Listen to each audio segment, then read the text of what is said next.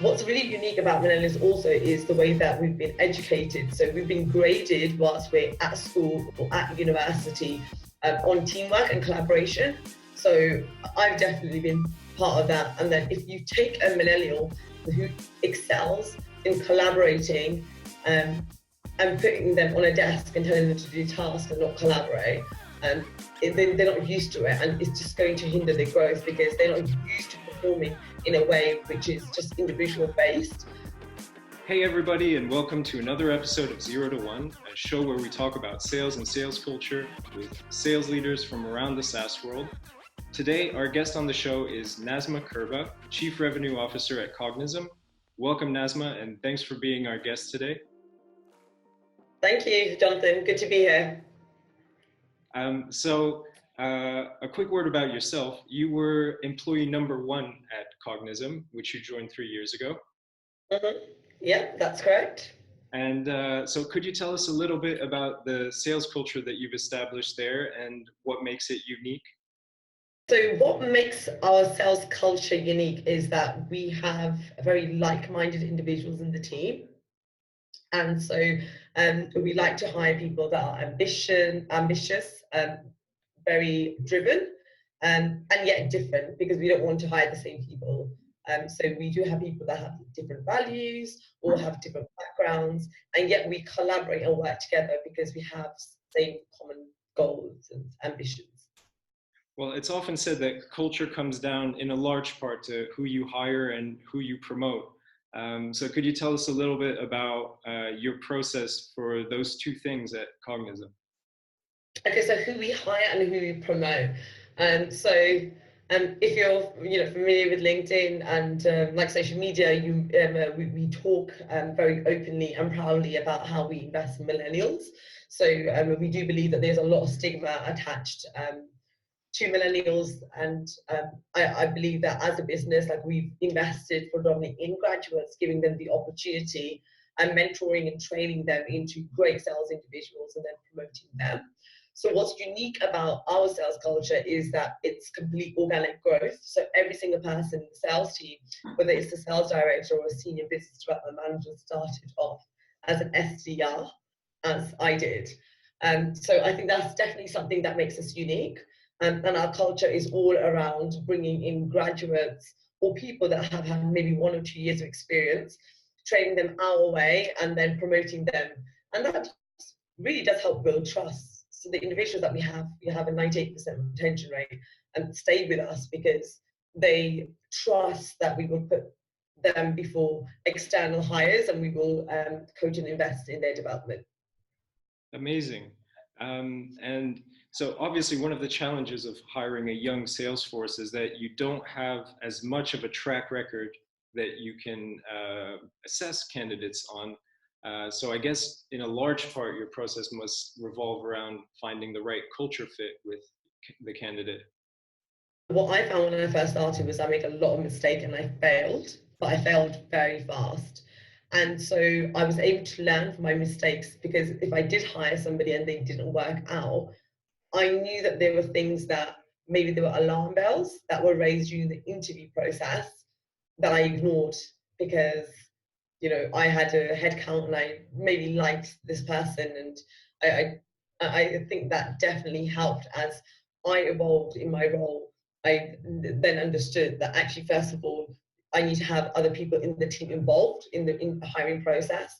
If I have any doubts, then I need to walk away and not make that decision, because 100% of the time when I thought that I had a doubt, I was right.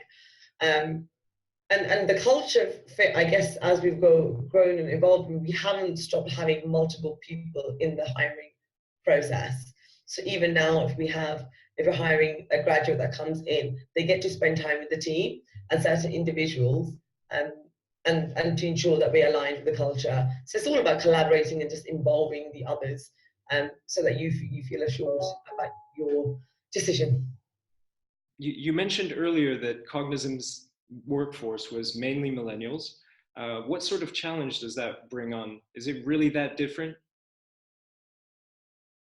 Yeah, it's completely different, and there's a few reasons for that.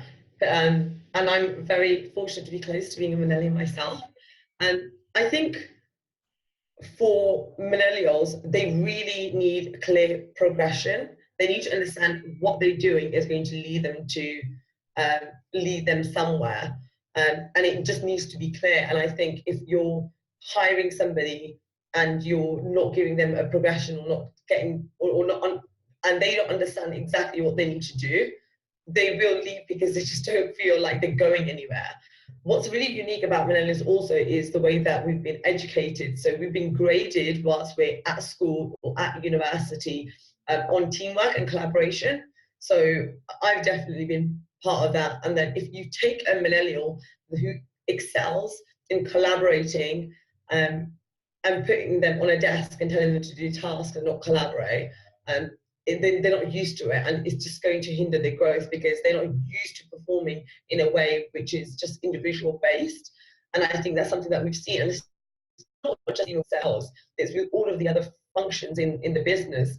We are a very collaborative business, and so it's the perfect environment for millennial to strive in. And I think that if you do have somebody who comes from another generation, they'll probably struggle and to work so closely and to have so many different um, sessions on collaboration, because it's not something that they're comfortable with. So it's about having an environment that they're comfortable in. Right. And one thing that you had touched on previously was the notion of rules of engagement, and how when it comes to a younger sales force, those rules of engagement it's important that they be built together. I'm huge on involving everyone, even when, before I came onto this call, and it's really difficult for me to describe and look from the outwards exactly what makes us unique. So I was like, guys, I have a call in 10 minutes, I have an interview. What makes us unique? And it was actually the team that started talking to me and telling me about all the things that they feel are unique, because I'm actually so far from it. It's very difficult to see outside, or what really works. But when you have people that have been in the role for 3 months who are SDRs and the CRO is asking them, I mean, that's inclusion. And that's something that we do again and again. So including everybody in the decisions and thoughts, and you don't know, how much value one individual can add, because they have a very different perspective to the perspective that I have. And I think that's definitely helped drive our exponential growth over the last few years, having that freedom, having that voice. And so what are some concrete examples of how that culture transpires in your team's day-to-day work? Okay, so to answer that question, I think the best way of describing like how that impacts someone's day to day is, I love waking up in the morning and coming to work. If I had the choice to work from home, I wouldn't. And when I was discussing this with the team, um, about how it could, how things, would, how things affect. I mean, everyone feels the same way. They love coming to work, I hope, or they're just saying it to me for the sake of it. But I think it impacts your performance, because you're high performers, you feel you're included. Um, you're included in all the decisions. You're driven because you know that you're valued, which is incredibly important. So the team are valued. They're driven because they understand where they're going, because they have clear goals. And they love the people that they work with. So they're driven because everything that they're going to be doing there's going to be a direct output. And having that culture isn't necessary. Yes, it impacts day-to-day work. It ensures that there's a culture of performance, because everybody is like-minded. Everyone is performing, because there's a standard, and and everyone's here to help you. And I think that this is also translated in how the team interact outside of their working hours. So 9 to 5 is your standard, 8 hours a day. That's a long time to be spending with people. But if you're building a culture and you're loving and enjoying the work that you do, and you have similar roles, and you have similar challenges, and you're still willing to spend time on weekends, in the mornings, then I mean that's something special. I feel. And sometimes I walk in and I'm an early bird. And sometimes I get in at 8 a.m. and that's fairly late. and half the team is already here. So they want to get into work. They want to be the first ones on the phone. And if I'm here at 7 o'clock, I'd say half the team are still here. And whether that is just hanging out with each other or actually just on the phones, yeah, everyone wants to be here, and yeah, they want to succeed. I had a quick question for you regarding video, and specifically how it fit in your sales process at Cognism. We love video at Cognism, and I think which ties in very nicely to the culture that we have. So we have young graduates, or we have very young professionals that are very tech savvy. So they love social media, which has really helped us with our branding because they're always posting things on LinkedIn and Facebook. So video is great because it's definitely helped with prospecting. So we're an outbound, very heavy outbound sales engine. And so I also give room for creativity. And when I say creativity, I mean, they have room to experiment as long as they're getting the output. And so video has been helpful because it's part of some of our cadences where you can send a quick 30-second video and interact with prospects. So it helps with the beginning of the pipeline to help engage with those that you can't, because perhaps those people aren't receptive on LinkedIn or emails on phone. So it's a nice and good new channel. And it's also helped throughout the sales process when we're trying to engage with people that aren't readily available. So we have a platform, an outbound lead generation prospecting platform, and in order for us to demonstrate the value, we need to show it over screen share. And so it's a fundamental part of our process. Without that, we wouldn't be where we are without that. So it helps with prospecting, it helps with the demonstrations, but then it also helps with closing. So now that we're evolving into almost like the enterprise space, we're sending video recordings of demos. So if we're doing a demo specifically with one individual and we know that there's somebody else who's a DM that we can't get hold of because they're in a different time zone, we can just send the recording over. So yeah, it's crucial.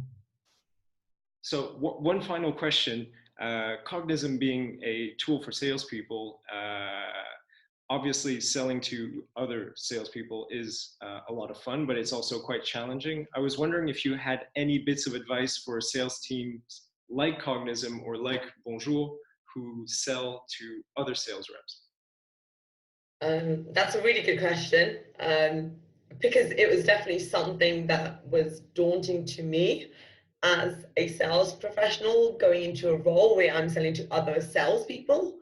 The first thought that popped into my mind was, oh my God, I'm going to have to really up my game, because I'm going to be pitching to people, they're going to be judging me, they are going to judge every single part of the process, and I just need to be perfect. So the first barrier that you need to remove is the barrier that you create in your mind, where they're still human. So you need to go in with that, with the thought process that, or with the understanding this person is just a salesperson and you're trying to add value. The second is a strong discovery, because then you'll be respected, because the sales individual will know that you're actually just trying to determine whether you can help them. So I'd say having a really strong discovery, and then the third is just don't bullshit. As salespeople, we smell it a mile off, and so will your prospect. So always be honest.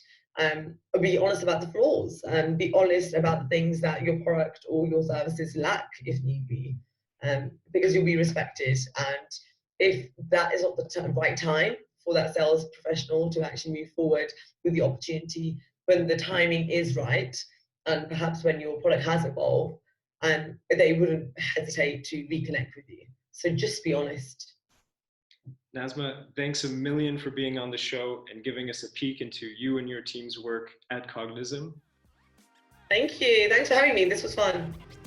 And to our listeners, thanks for tuning in. If you want more 0 to 1, you can head over to bonjour.io/show. If you like the show, you can subscribe, share with your friends, and give us a thumbs up. See you soon.